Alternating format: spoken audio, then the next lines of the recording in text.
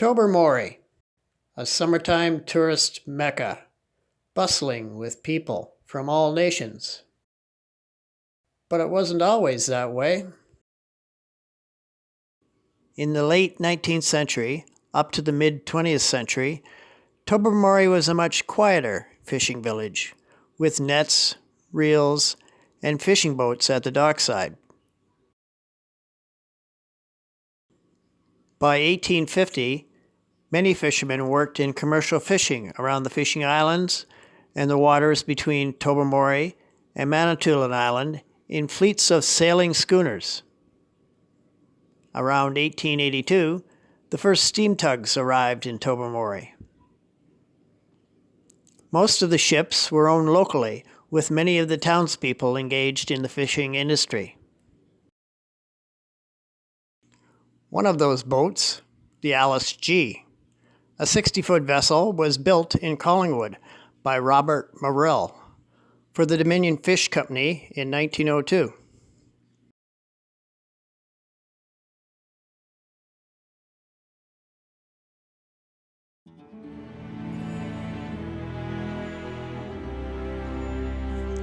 In 1919, she came under the ownership of Edward Perks, and then later to the Golden and Rainsbury families of Tobermory.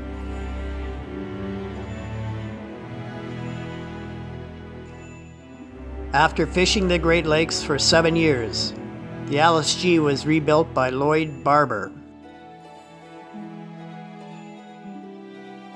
But it was barely 1 year later that her fate was sealed.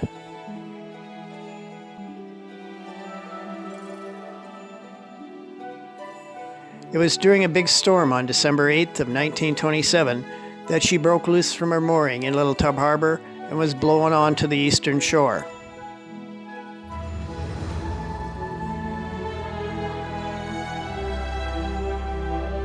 She was soon wrecked and quickly sank to the bottom of the outer harbor.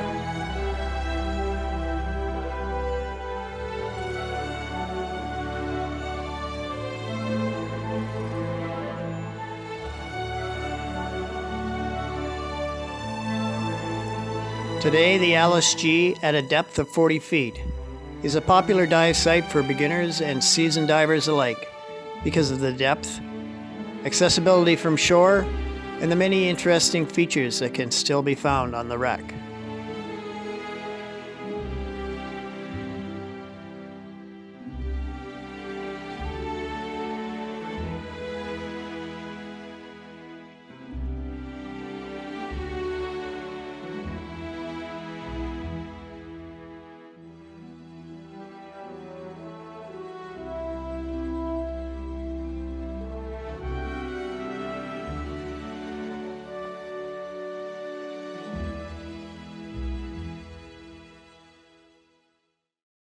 The 265-ton two-masted schooner Jacinto was built in Buffalo in 1856 by Benjamin B. Jones, one of 5 brothers who all followed their father into the shipbuilding industry.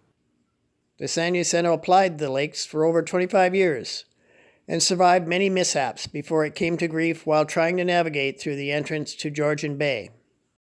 Her final journey began at Chicago in November of 1880, where she was laden up with almost 17,000 bushels of corn destined for a distillery in Collingwood. The ship headed out on Lake Michigan, but it was not long before she encountered icy weather. Captain Tulloch wisely sailed back to Milwaukee and laid up the Jacinto and her cargo for the winter. It was early May of 1881 that the Jacinto resumed her journey, and the combination of cold water and warmer air created fog patches for most of her trip. The fog closed in heavy as she approached the reef-strewn waters 8 miles north of Cove Island. On May 14th, the Jacinto finally ran aground on the Manitoba Ledge near Yeo Island and sank in 30 feet of water. Luckily, the crew made it to shore barely 10 minutes before she slipped under. After spending a night on Cove Island, the crew were picked up by the propeller Canada and taken down to Chicago, where they reported the sinking. The San Jacinto became a total loss, and an anchor, rudder, and parts of her steering gear can still be found around the ledge as evidence of where she struck. The main body of the wreck drifted a short distance away and settled in deeper water near Yo Island.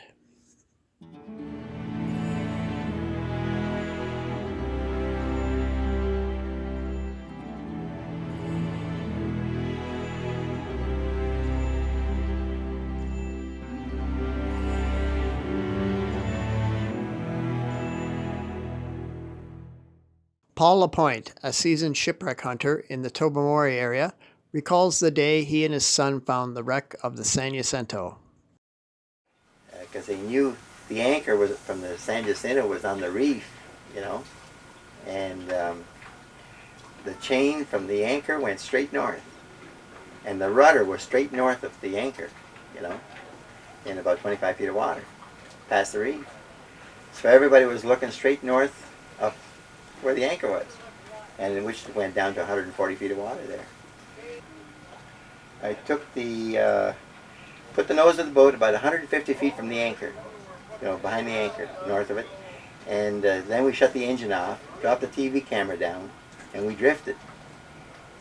When we drifted straight north with the wind, but we only went about 100 feet and the current took over.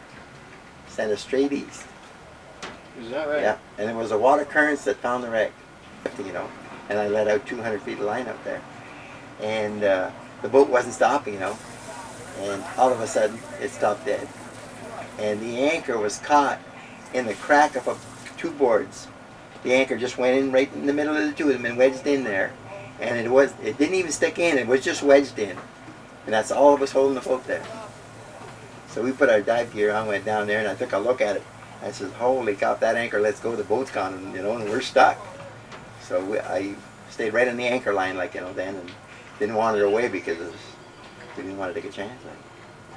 So the first thing we done was put an underwater marker about 5 feet below the surface, and like a buoy off a boat, Mm-hmm. And we put a heavy line on it, nylon line on it, and hung it 5 feet below the surface so nobody would see it.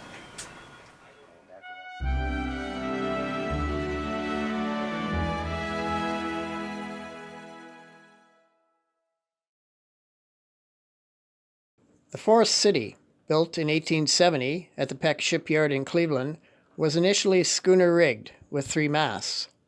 Her owners, the Northwestern Transportation Company, intended her use to be in the iron ore business, as a consort to the steam barge R.J. Hackett.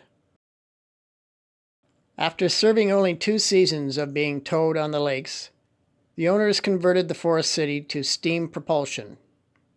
Her 3 masts and measurements remained the same, but her gross tonnage was increased from 743 to 809.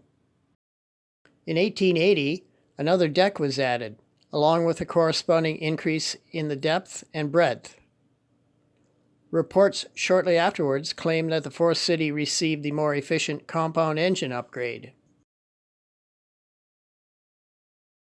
12 years later, she was sold to the Vulcan Transportation Company, and at some point after removal of her main mast, she remained as a 2-masted vessel throughout the rest of her career.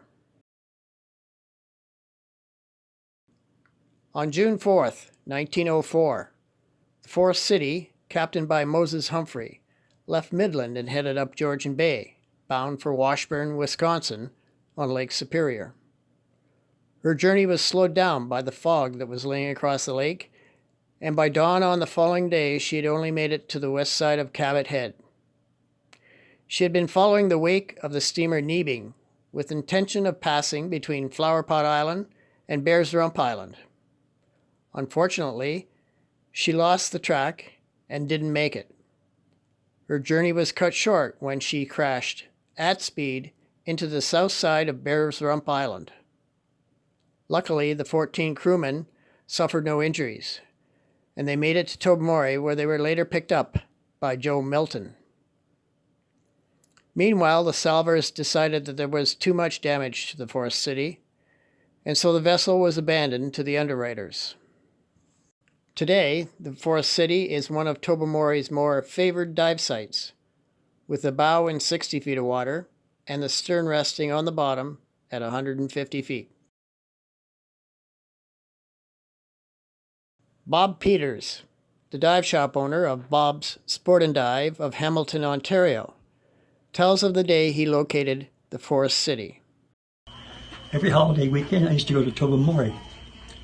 And one of the things we did up there was the people knew about a wreck and they didn't know where it was because it was beach for a while, but then they built a fire under it to get the nails, because at the time a lot of the fishing boats made on the Great Lakes were all built at Tobermory because they had the lumber, they were cheap, but they didn't have nails. And the nails were very, very expensive because they were handmade. So they built a fire under the front of the Forest City because it was sticking out of the water, and they burned away the front of the hull and got all the nails. And these nails were square nails. They're all everyone was made individually by hand, so the nails were very expensive. So anyways, I went up and I didn't know where it was. Nobody else did either. And I started diving it, and I went along the shore. I said, well, I'll go along the shore and I'll just keep going, see if I can find anything, any debris. And I got down to about 60 feet and swam along to 60 feet for a long while, and I thought, well, I'm going to run out of air soon. So I came back up and I surfaced, and I said, well, I'll just go down and do another little dip here. And I dipped down in the water, and as soon as I put my head under the water, there was a pile of nails right underneath me. So I took straight down from there, and I found the ship at 60 feet. So is that one of your favorite dives? Yep.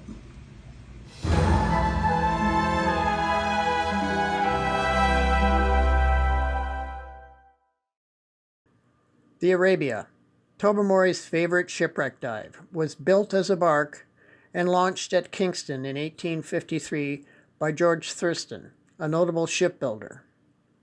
In the springtime of 1854, she ventured over to Glasgow with a cargo of 11,000 bushels of wheat and plied the coastal trade over there for the rest of the year. The Arabia returned to the Great Lakes in 1855, fully laden and bound for Chicago.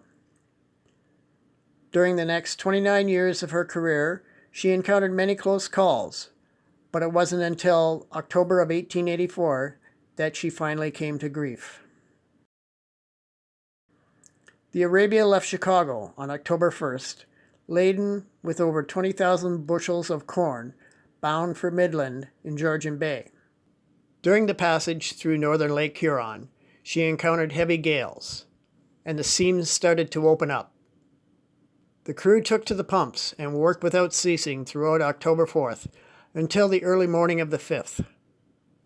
When they were abreast of Echo Island, it was evident that the vessel was doomed, so the crew took to the yawl boat and made it just in time as the Arabia gave a plunge and disappeared with a roar. In the 1960s, many people had searched for the shipwreck of the Arabia, located somewhere off Echo Island in the waters of Georgian Bay. But she had eluded every diver until September of 1971, when Albert Smith, a Tobermory local, knew of an area where the fishermen complained that they would sometimes catch their nets on a shipwreck. Accompanied by a group of divers from the Brantford Aquatiers, he set out in the motor vessel Captain Ahab to make some exploratory dives. As luck would have it, they came across the sunken vessel in 110 feet of water early in their search and retrieved the ship's compass, a lantern base, and an ironstone bowl. The group took these items to the Tobermory Museum. Gord Wardle, ACUC and now a dive instructor with the Brantford Aquatiers, recalls their discovery of the Arabia. There was a lot of fishermen snagged it because there was netting on it, and that's why Albert Smith had a good idea where it was, because his father had snagged the Arabia, or snagged something, but he didn't know what it snagged, and he knew the area. He took a reference from where it was, through Cove Island and right through, and this is where we hove to and dropped our diving line down, and within 5 minutes of being down there, as I say, I was in front and came through, and I saw this pole and I went up and dropped down and started, and the wreck was right there, right in front of us. So within 7 minutes we found the wreck from start to finish, but it was a pre-arranged dive. There was no snagging. Now up until that time, nobody had ever seen the Arabia from the night it went down. People may have snagged it and thought they found something, and nobody knew it was the Arabia, because we didn't know it was the Arabia. We figured it was until the artifacts proved that it was the Arabian. The Arabia has been on people's minds since the 1940s. Bob at Bob Sport and Dive in Hamilton has spent hours and hours and hours in Tobermory looking for the Arabia. Is that right? There's a lot of old-time divers look for that Arabia and never been able to find them down there. Well, that pottery was made there, and it was made in Brantford. Brantford divers found it, and the first thing Brantford divers brought up was a piece of pottery that was made in Brantford. That was ironical with that. It just about blew our minds when I saw that, because I wanted to approach it from a different angle, and I saw something shining. I don't know what it was, and I went over to it, and it was a compass. The light must have just flashed on the surface of the glass, and it just caught my eye, it caught my attention. And I went down and picked it up, and that's what it was a compass. When you first seen it, when you first seen the wreck when you were down there, what did you think? Was it exciting or? It was awesome. You know, it was awesome. That's all there was to it. Did you know you'd found it? Did you think that was it? Not when I thought it was a telegraph pole when I first saw it. I Just just thought that somebody had dropped a hydro pole down. Until you got to the end of it. That till I got and looked down inside it, and then, wow, what we got, you know, everybody were excited around each other, like, you know. When it went down, the transom collected air. As it was going down, the air expanded and blew the transom right up. And the transom was on the side of the boat, at the side. This is why the cooking area and all that was bare. There was nothing over the cooking area. And the first thing we looked for was the ship's bell and for the sovereign. Now the old ship makers used to nail a sovereign underneath the main mast when the main mast was put in place, but we never found it.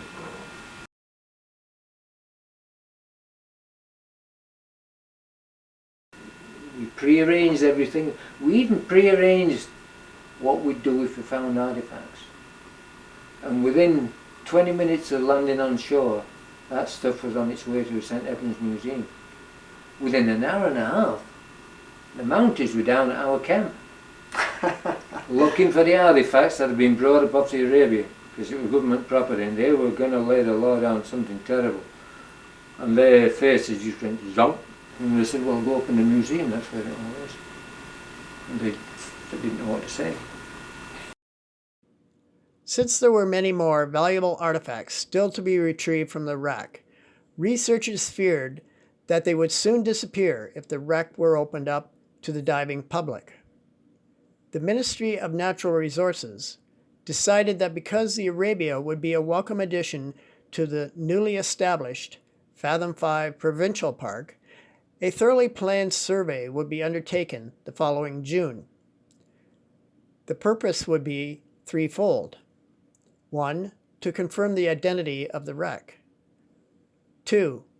To take photos, make drawings, and detail the site for interpretive use. 3. To recover some artifacts for interpretation and display. The survey began on June 26, 1972, and continued for a week until July 2nd. To maximize the allotted time frame, the ministry decided that the Brantford divers would assist the technical divers during the survey. For the next 7 days, dives were made each morning, while afternoons were spent analyzing and marking down the information gathered and planning for the next day of diving. While trying to identify the vessel remains, researchers paid particular attention to the search for a name board or registration number. The search proved unsuccessful, so the focus was switched to the ship's size, the artifacts on board, and the account of its sinking. The vessel split open wider than when built, and so researchers could not use the breadth measurement for identification purposes. However, her measured length was very close to that of the Arabia. The divers also found small amounts of corn in the framework as evidence of the Arabia's last trip. There were 14 pottery pieces, and all dated within the 1853 to 1884 time frame. Finally, there is no other shipwreck loss known of that occurred within the waters surrounding Echo Island.